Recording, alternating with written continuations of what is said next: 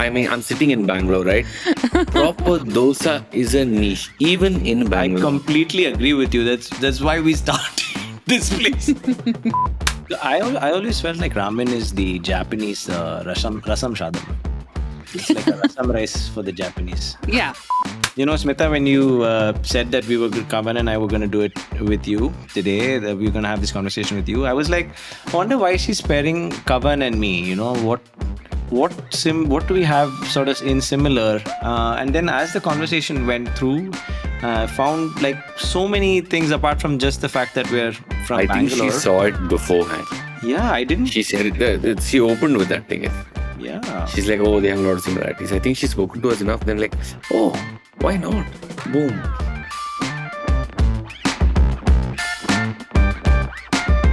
If you grew up in Bangalore, your food map depended on where you lived. For some, it was the legendary Darshanis, but for others, the global eats around the corner. Decades later, two Bangalore boys have taken those early imprints and channeled them into hyper-focused diners. I'm talking about Kavan Kuttappa of Naru Noodle Bar and Akhil Iyer of Benne, Bombay. In this episode, we get into what inspired Kavan and Akhil to build out an entire business around a single dish, how they keep their spaces fresh without losing that core identity, and whether social media hinders or helps their success. Most importantly, we try and answer the question, is hyper-focused dining the future of Indian F&B? Today's episode is crunchy, chaotic, and slightly addictive. So obviously, I had to pair it with the Choco Butterscotch Barks by Bombay Sweet Shop. Hi Akhil and Kavan, welcome to Big Food Energy. Hi, Smitha. Hi, Smitha. Hi. Hi, Kavan. Hi, Akhil. Lovely to be here. Both of you are Bangalore boys. Kavan, you've referred to yourself as a Kodava boy in an Iyengar household. Akhil, you've built your restaurant Benne on the backbones of what you call heritage Bangalore dosa. What did growing up in Bangalore teach you about food? Food growing up in Bangalore is generally been good all around, accessible, fun, I grew up around, right? These small corners, of course, breakfast, South Indian breakfast being a big part of it. And then as sort of time went along, newer things started coming into Bangalore. It was very sort of slow and up and coming when you compare it to like the likes of a Bombay or a Delhi. Yeah. Delhi has a lot of heritage. Bombay has a lot of a potpourri of culture, and then there's so much stuff happening. Bangalore's slowly inching along, very happy with our what we have. And then now obviously, I don't know, I think there's a whole new sort of wave of Bangalore's things a whole happening. new world and there's so much happening in Bangalore. Yeah. Amazing. Eating out was something I really looked forward to as a kid. I remember going to restaurants and like being super excited about what we were going to eat outside and what we were going to try, and whether it was like Kavan said, going out for ice cream to Corner House, or going to my favorite Darshini down the road for a dosa. Yeah. And I love what you said, Akhil, about like how you were like obsessed with dining out. Because I was like that as a kid as well. Like I would constantly bug my parents to be like, shall we go out today? And what restaurant shall we go to? To the extent that my mom used to say, when you grow up, why don't you marry a chef? Because you will be only happy if you eat out. Didn't marry a chef, but became a food writer. So I can attest to that being better than married to a chef. I mean, you'll never see him, I guess, most of your time at least. Yeah. what I'd love to know is how did all of this impact what you're doing today? Like how did growing up in Bangalore impact what the offering at Benne is and what the offering at Naru is?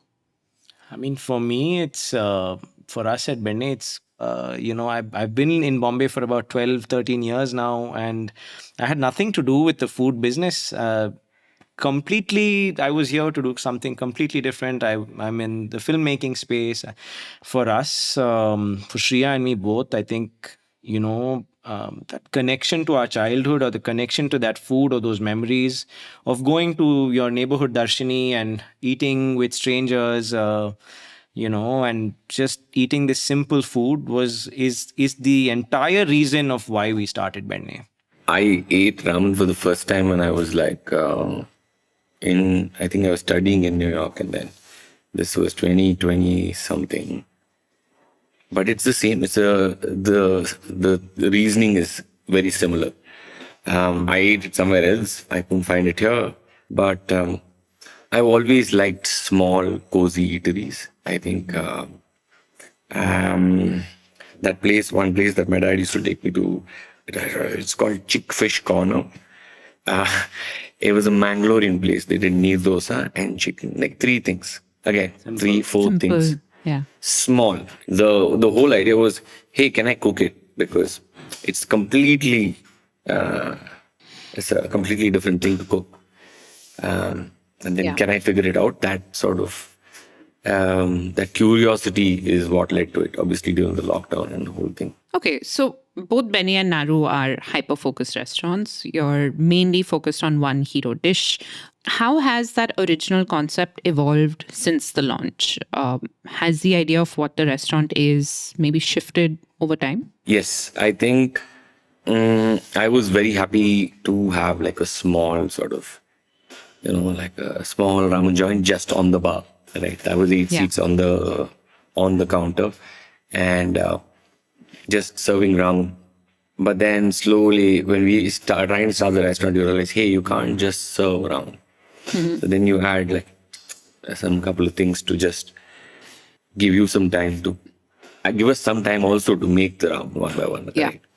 And we're used to, the menus we're used to growing up is page. Flipping through multiple 85 pages. things on one page. Yeah. And also like the amount of things on one page. Yeah. Different name. So there's variety. You want variety. And you see, my menu was a A5 size thing with 6 ramen, 4 apps, and 2 desserts. Yeah. We ran like that for 1.5 years in 8 seats. I still love it. I wouldn't change a thing if I could go back. Like I would very happily run that. But then there's so much happening outside that we have to sort of cater to, right? And yes, so it's changed. I want to call it a ramen shop. I've always wanted to call it a ramen shop.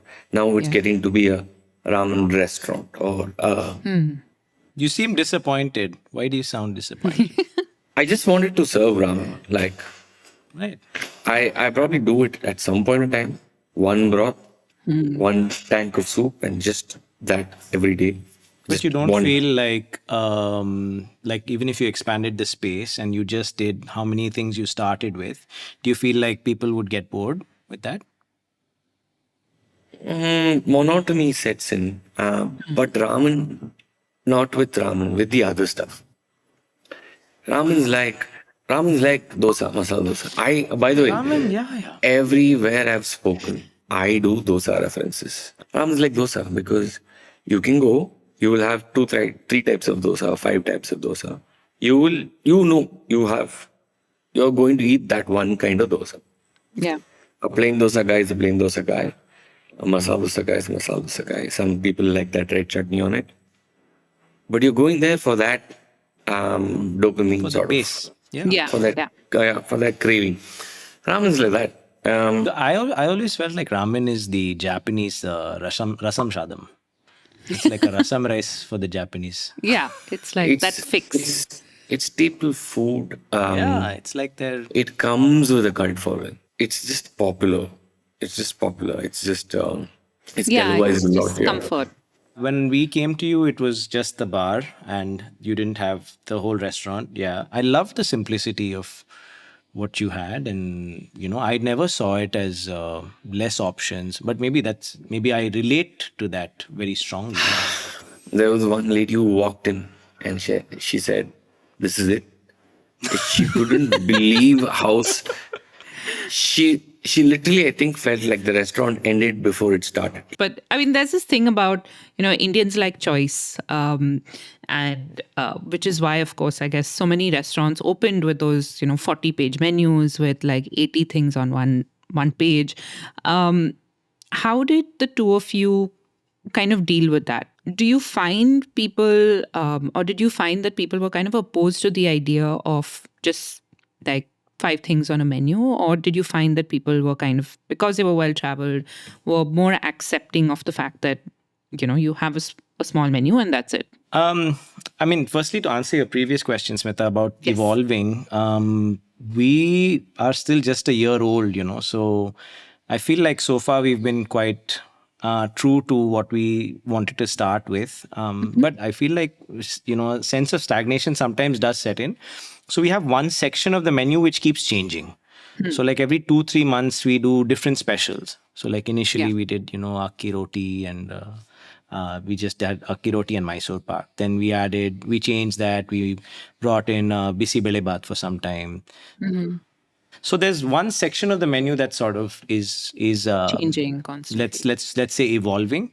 Yeah. But for us, I think also because we were complete food outsiders, I feel our dosa and idli has also evolved a little bit. Like I feel like we have learnt a lot along the way, and I feel I can say with confidence that the dosa we serve now is to me also slightly better than the dosa that we started with. Because for me, evolving is not just changing, adding more stuff or changing your menu. I feel it's also about, can you get better? Can you be more efficient? Can you be, more cognizant of what people are liking or not liking, or more than anything else, what is working or not working for you? And then also the format changed from the Bandra outpost to the Juhu outpost. Yeah, it's just bigger, but the format is actually exactly the same. You come in, you order on the kiosk. When your order is ready, you pick it up and you find a place to stand and you eat. There is some seating for like senior citizens and stuff like that, which was something that we learnt we need to do. Because there are a lot of seniors who like to visit. There are a lot of kids or children who are like, infants, and their parents want to come, and it's not conducive, right?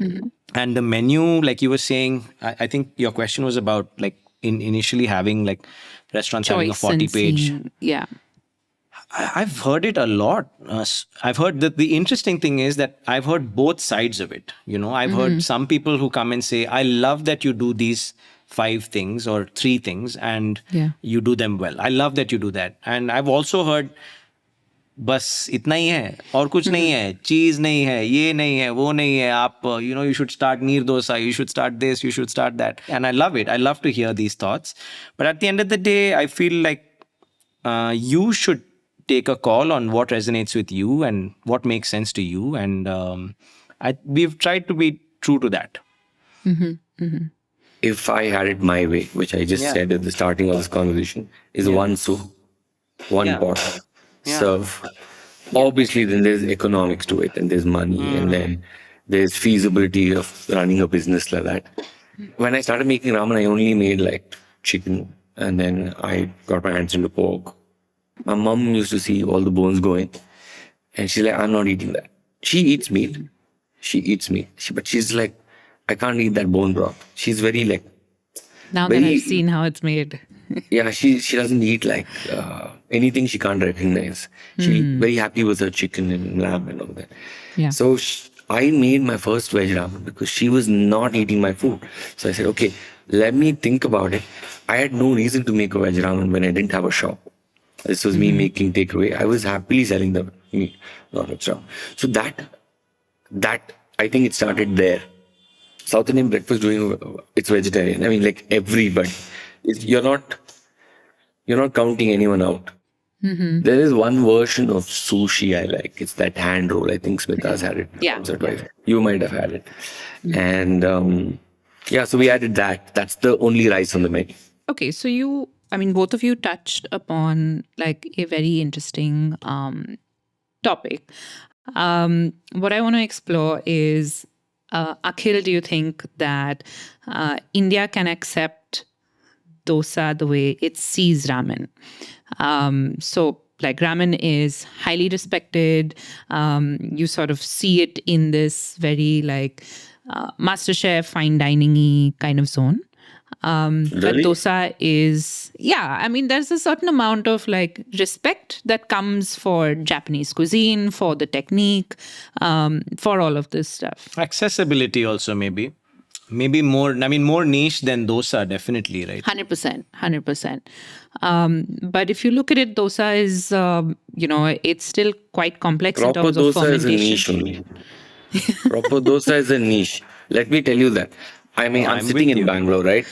Proper dosa is a niche, even in Dude, Bangalore. I Like, completely agree with you. That's why we started this place.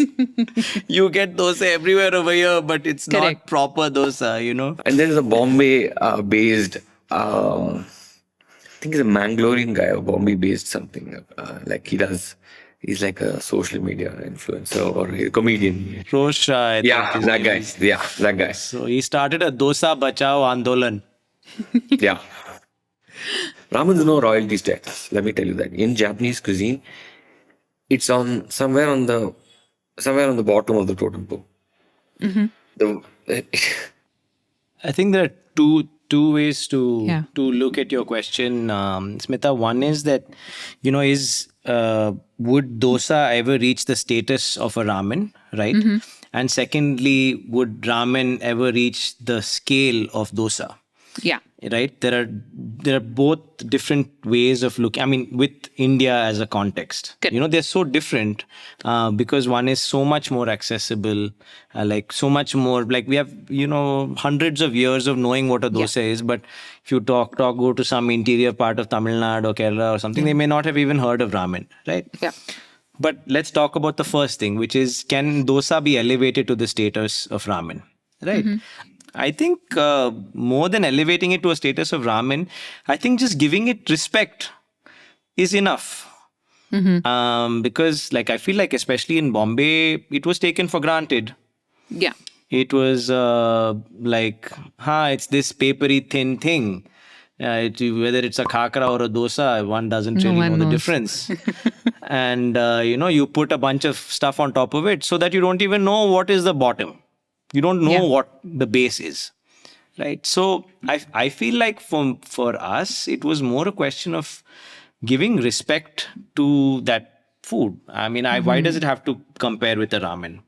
Our food is amazing. Like, we should respect it. We should. It's very cool. Like, I think a good benne dosa is so cool. It's so like it has so many layers. It's so many dimensions, and I feel like that. I've seen, at least in the last year, that it's changed, and that's so heartening no, to I see. think it's getting a lot of sort of spotlight by brands coming and owning up. They've realized a lot of brands, right? Like this now, like Rameshwaram. They did like sort of capitalize on that idli thing, but I think if they didn't have like a dosa that can hold its ground, I don't know if they'd be where they are. The legend dosa places somehow happen to be behind Naru in that market area. These are like you can't drive a car there. Like in these holes, they've been serving dosas for the last 40-50 years. There's one person who doesn't even do it on a big tawa. She does it on that individual sort of On the round pan. things. Yeah. It doesn't make as much noise as around dosa, I feel. But it's a subculture that exists and it's very similar. I think it's very comparable if you see dosa in Bangalore to ramen in Tokyo. Absolutely. Okay. So I want to talk a little bit about access and inclusivity. Kavan, when you started, Naru was an 8-seater. There was a lot of, I wouldn't call it hate, but a lot of frustration around how you could not get a seat at Naru.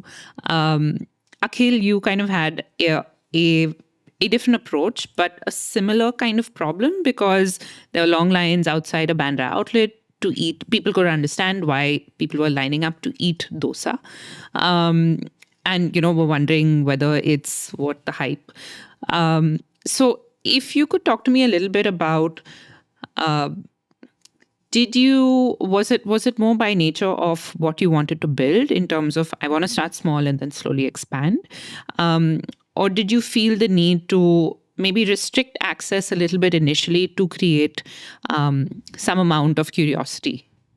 For us, Benne was a completely different industry, right? Food was, or F&B was something that we had no idea about. We didn't know anything about it. And so we wanted to start small. We wanted to essentially see if anybody would even try the dosa, because dosa was available in every part of Mumbai. And, I remember before we started, largely what we heard was, koi nahi aayega, because क्या है उसमें डोसा ही तो है का सब जगह मिल रहा है. So in the beginning we faced so many challenges, purely because we were trying to learn everything ourselves, because we didn't have any expert.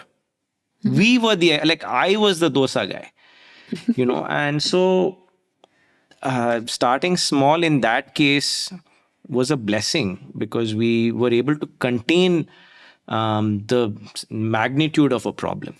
The problem of people waiting is the best problem anybody can have, right? And it was so.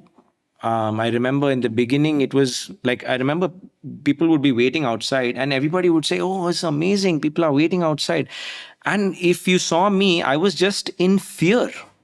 Shreya and me were white with fear, because we were like, what are we going to do? How are we going to serve these people? Are they going to like it? And so it came with a lot of pressure, but it was not sort of like a tactic. It was more like, let's start small. Let's see how it goes. Yeah, same exact story. Same exact story. I've quit my job in the middle of lockdown, right? I was working as a chef, so God knows how much savings I have. Not much, but then it's also it's just to build with what I have and what I've seen. I've only seen 5 to 8 seat or 10 seater ramen shops when I went to Japan. I am like, this is the way. This is how I've seen it. This is how I want it. But then it's up to perception, right? It is marketing, move, case study, no. This is the real estate I got. This is what I could afford. And then I felt like this is what I thought I could manage. And 3 years down, it's become slightly bigger.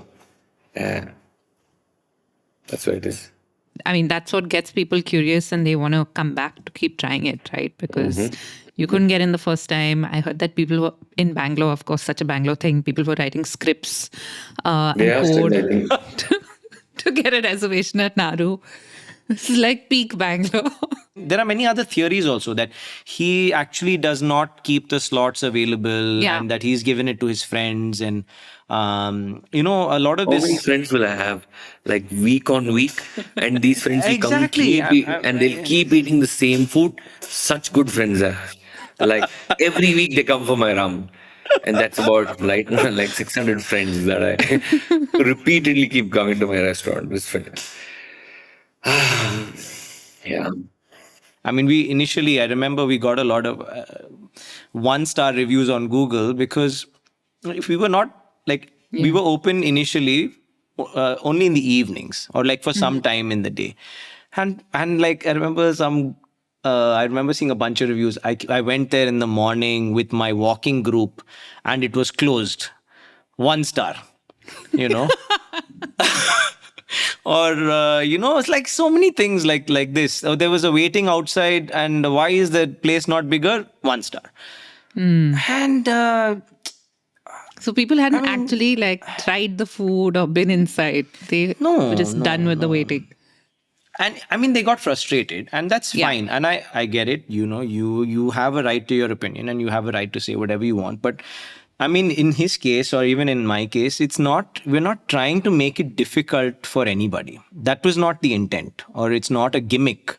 I think, to put it simply, maybe we didn't believe in ourselves enough. Yeah, fair enough. So both of you have kind of dealt with this idea of hype where, both Naru and Benne have been labeled as overhyped or not worth the hype, or, something like that. Would you say that there is maybe an upside to hype? Or do you think that it's more a stumbling block when it comes to, so many people want to get in, they can't get in, and then at some point it dips. Either people love you or people are frustrated. I'd just love to hear what you think about the idea of hype. We're not coming out and saying, hey, okay, because I'd rather not have that. I'm very clear on this. Because when you're in that position of hype, a lot of people are coming for not for the. So They're coming for the photos, and they're coming for. there are a lot of people taking pictures of with signboard. Which is great. I'm very happy, but I'd rather somebody come for the ramen, and they do. There's a set of people who've been coming over the last 3 years. I feel like this hype is like you said, it's a stumbling point, I think, because there's all sorts of things online. Oh, it's too, and it's got into their head. 3 years it'll be empty, and then nobody will come in, and there's a lot of baddua, and we do have people who really like the ramen, and they speak about the ramen. I don't know, but is that what's keeping the restaurant full and going at year 3? I don't know. I hope not. But if you were to take it completely and throw it aside, will we still run like this? I would like to think so, because we've fed so many people. I think we have a lot of return customers. All that stat matters, right? For me, maybe it differs slightly from Kavan in the sense that, see, if you asked me, I would rather perform I remember reading a very interesting thing that Headbanger Reeds wrote when he was talking about Benne and some of these other places. And because he's a performer, he gave this example. And he said that I would rather perform to a full crowd, like a stadium that's full of people, rather than an empty one. And it's the same for any chef or any restaurateur. You would want to open to a full restaurant. Right. 100%. So for me, it is whether you come for the hype or not, would you stay for the food? And that's what, that for me is the telling sort of factor. Because like he said, we did not do anything to create a hype. I feel like I should be grateful that there was a hype.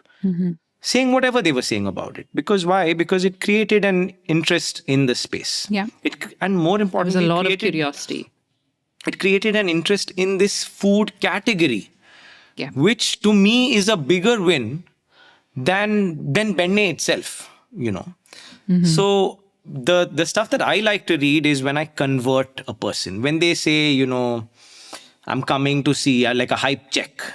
Or I'm coming to, is it worth the hype? And I have genuine conversations with these people, and they say that, I came for that, but this is actually something that I would come back just to eat, not to post about. Just to eat, just to, spend, a little bit of time here with strangers.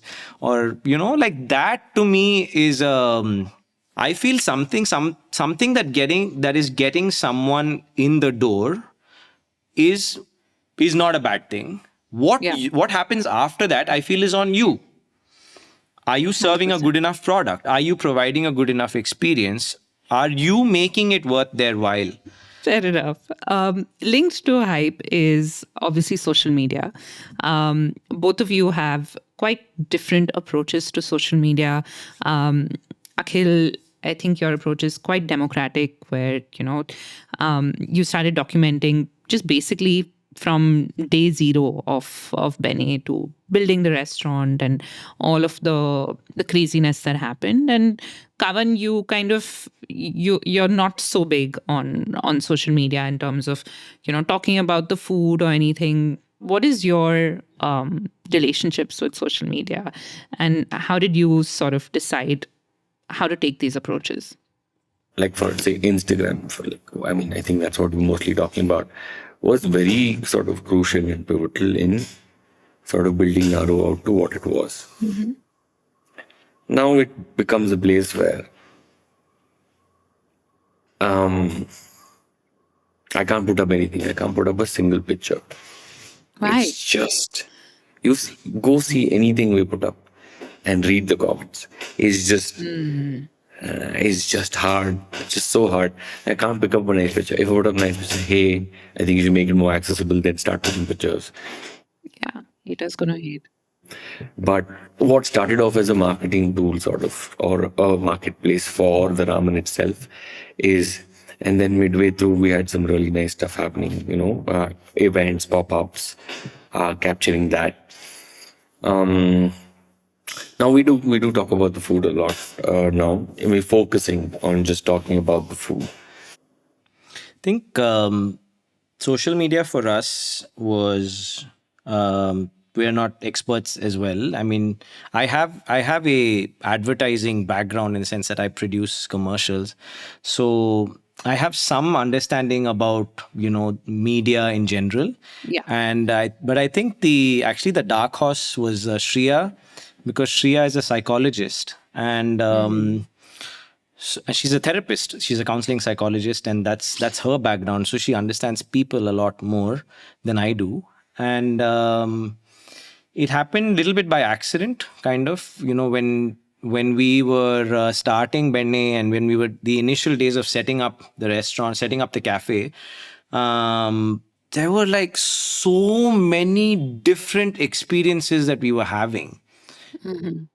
Going to talk to people about licenses, going to see vendors about food. Like the conversations and everything was so different and interesting that the storyteller brain was like, why does nobody talk about this journey? I mean, like, I've visited restaurants. I told you it's how we started talking. I love going out, and you just think that the food just magically appears in front of you. This place is ready. I'm eating here, and the food is there. It's everybody's job to do and know these things. But what goes behind that is a crazy amount of work. And it was more like, you should tell this story. That this is what goes behind the scenes of setting up a cafe. And we really didn't think that it would click or it would do anything. But Instagram has been, I think it's been an integral part of our journey. And those lines that you were talking about, or people coming to visit us initially, it was purely because of that, right? They had not even eaten our food yet. They had no idea what it looked like. But they were there. They were wanting to come on opening day. Why? Because of Instagram. Because they felt some connection to what we were trying to build. And I think that without social media, would have been very difficult. I mean, think about it, right? If pre-Instagram or pre-social, we have not spent 1 rupee on paid marketing, advertising, nothing. Like, I have not spent 1 rupee. Could it have been possible without Instagram? I mean, I don't think so. Same, exact same. I mean, that totally makes sense. I mean, I can't tell you the number of times, Benne's Instagram has just come up in conversation about like, oh, but look at what they're doing. It's so interesting. And like, so it's clearly working. And I think people are responding because they feel some level of either ownership or loyalty, or they feel part of like this larger community that you're trying to build. Smitha, when I meet people in the cafe and they say that they've been following us from the beginning, and before we opened, it really feels like I've met a family member. Because that initial set of people who said good things on our social media, it's a small thing. Like somebody may think that it doesn't mean much, but words of encouragement, they have a great part to play in moments of when you feel like it's the end or you don't want to do it anymore. These small words of encouragement, they play a huge part in lifting your morale. And I feel very grateful when I meet these kinds of people. But it's also like, see, to me, like you were saying, what is your relationship or why?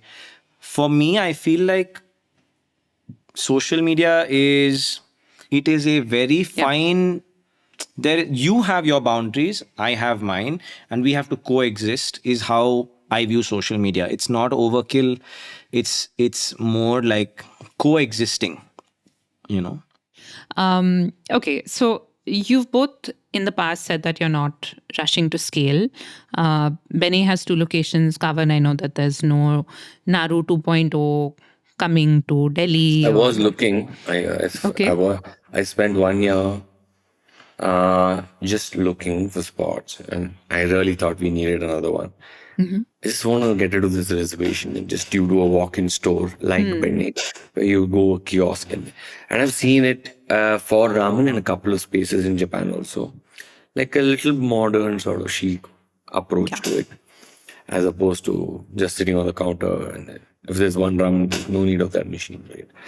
But the idea was to do something a scale down sort of light model, which is then somewhere along the line, I said, maybe I don't want to. And then here I am back at one. Bombay would be very happy to have you. Bombay, yes. I've so much. Like your pop-up here was a huge success, right? Yeah, about 2 years ago now, almost. Yeah. No, Bombay, it's not, I don't know. I mean, I don't know what needs to happen, but Bombay would be nice. Go out nice. Yeah. Of the amount of franchisee or like sort of setup requests that come, 80% is Hyderabad. Wow. Interesting. Yeah. So, I mean, That's insane. it can be scaled. So, but it depends. I feel like there's a trade-off in some place. There's a trade-off Yeah. with scale.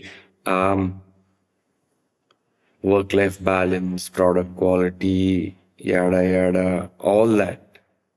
Commute. So you're not opposed to it, but maybe at some point. Benne was always built with the idea of if it works, then it should be a scalable model. Right from the beginning, it was always built like that. And one can get greedy and lose sight of what actually is important, which is, the quality of the food and the experience of the person who's coming to eat it. So I think it was important that we were very clear that we didn't want to run before we learned how to walk. And so yeah, now we're doing things that will allow us to scale in the future, but we're doing those things now so that we build a strong foundation. And I think the most important thing in that is consistency, right? That the food should be really good, but it should be, whether you're eating in Juhu or Bandra or in New York or in Hyderabad, Aurangabad, it should be the same. Like it should taste just as good, it should be just as flavorful, and it should not, your experience also should be just as good. If Kavan or if I have to be standing physically in the restaurant to serve you the whole time, it's a lifestyle business. It's not, you're not growing it into a scalable thing. So dependency, I've been actively working on taking dependency off of me. In the beginning, Shreya was calling out orders, I was making dosa. That's how we started. To now, we have 140 people working at Benne. Yeah. Fair enough. So we've talked about a bunch of things. My last question for this conversation is, the Indian F&B scene is evolving very quickly. Do you think what the two of you are doing, which is like this hyper-focused kind of restaurant, is the future of dining in India? Or do you think there's space, like we'll see different things emerge as we go along? I think India is massive, and I think that there's space for everyone. But if you ask me personally, I love hyper-focused because it tells me that I make this food and I make it well. So for me, when I look to dine out, I look for that. So I don't think that India is, that's the beauty of India, right? Like it has room for everyone. It has room for every kind of thing. It has room for so many different ideas. And I love that there are more hyper-focused places now. There aren't too many still. There's still a lot of space in the hyper-focused, doing two products segment. People still are scared of doing that because they feel like people will get bored. But there are a lot of people. There are a lot of people, and if they like your food, the hope is that they will come back again and again and again. And I think that, I mean, personally, I love that format. Yeah. But like I said, the other one is also, There's space for everyone. yeah. What about you, Kavan? What do you think? Same thing. I think there's a lot of room, and this is just two things like this dosa, this ramen. There's a lot of room. You see a lot more ramen shops now, and Lot more dosa shops now. I have to agree with what he said. I tend to gravitate towards focused sort of things, but there's also places that are very focused, not sticking to cuisine agnostic, like a tasting menu at a chef's table. He will put out what he's learned in this thing. It's not sticking to one thing. He'll have a style of things, sort of base sort of thing. I enjoy some of those meals also because it shows a lot more sort of diversity. We have all that here. I'd also like to add that so much of it is price conscious, right? Like, for example, take a middle class family. This guy, he wants to take his family out for a meal. I remember, like, growing up, I'm sure Kavan can relate. I'm sure, Smitha, even you can relate, that going to like let's say like a Shanti Sagar or, these were the places that we sort of would go to eat earlier when we were kids. And they, maybe for a lot of people, were the first time that you ate pasta or you ate fried rice or you ate noodles or pizza. For so many people, the first time you eat that food or you're introduced to that food is in one of these multi-cuisine restaurants, because you have a variety and it's not that expensive, right? And the family can go and eat together. Without, the kid being like, I don't want to eat that, or your grandmother being like, where have you brought me? So there is, the only reason why I feel like this is so important now is because that exists a lot already.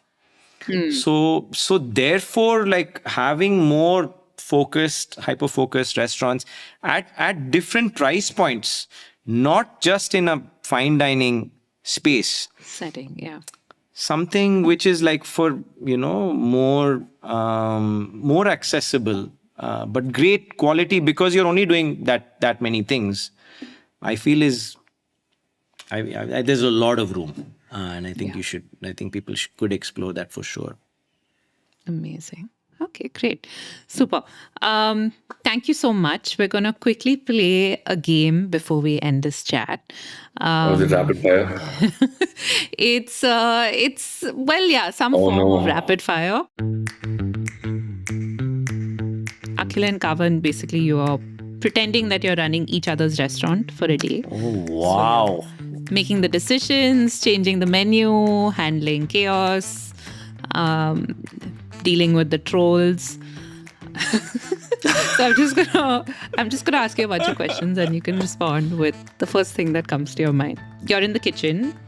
What is the one rule that you'd implement at each other's kitchens? Kavan, you can start. No by two dosa. I don't have by two dosa, dude.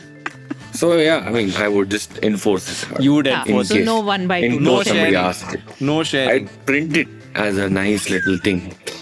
No by two dosa. I would add kiosk. I would add a kiosk. 100%. 100%. Yeah. Okay, fair enough. Ramen's meant to be like that. So a kiosk is great, but won't have. Oh, it's my restaurant now. I'll make it happen. Yeah. Okay, we'll see. You get the When it comes kiosk to in one Bombay. day. In Bombay, we'll put a kiosk. Okay, great. What is the one dish that you would drop from each other's menus and hope that no one notices? I dropped the podi dosa. We dropped the podi dosa. I don't like it. I'm a little purist when it comes to. Fair enough. I'll eat with podi on the side, little bit with that ghee and dip and eat. But don't put it on all my dosa. Sorry. But it's so just good. No, why are you sorry? It's your restaurant, dude. Yeah, fair. Okay. Akhil, what would you drop? If you asked me, and if I was the owner of this restaurant, I would make it vegetarian. But then, Only 35% people come. but that's if you're asking me, I'm the owner, right? Or Yeah. if you ask the other way that I would answer it is, I would only do one broth because I know that's what Kavan actually wants to do. Thank you. And it probably won't be vegetarian, but No. You're fair enough. like keeping the non-veg, I would do one broth and I would be happy. I would, like, if you asked me, Kavan, I feel like you should be happy, dude. And if you want to do two broths, you should do two broths. that's what a lot of people ask me. What is the one piece of advice that you'd give each other based on your business, apart from having a kiosk? Based on the business learnings that you have, the one piece of advice you want the other to implement? Do it for you. Don't do it for anyone else. That's the only thing I would say. I mean, I know you've been doing it longer than me, so me giving you advice is dumb. And maybe 3 years down the line, I may be the Trust same me, place me that giving you're you being. advice is also dumb, but I play the game. Yeah, so I would say that, like, at least I got that sense from our conversation today that there are a lot of things that you did that maybe you didn't really want to do, but you feel like, you had to because somebody or someone said something to you.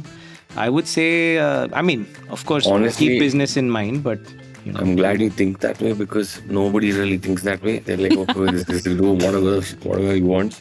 No, it's just a slightly larger menu, I think, is what we did for the people. But yeah. Great. Thank you so much, guys. Thank you for being such great sports, and thank you for having such an open and honest conversation with me. I really, really appreciate it. Thank you, Smitha. Smitha, when you said that Kavan and I were going to do it with you today, that we were going to have this conversation with you, I was like, I wonder why she's pairing Kavan and me. What do we have sort of in similar? And then as the conversation went through, found like so many things apart from just the fact that we're from I Bangalore. think she saw it beforehand. Yeah, I didn't. She said it. She opened with that thing. Yeah. She's like, oh, they have a lot of similarities. I think she's spoken to us enough. Then like, oh, why not? Boom. Yeah.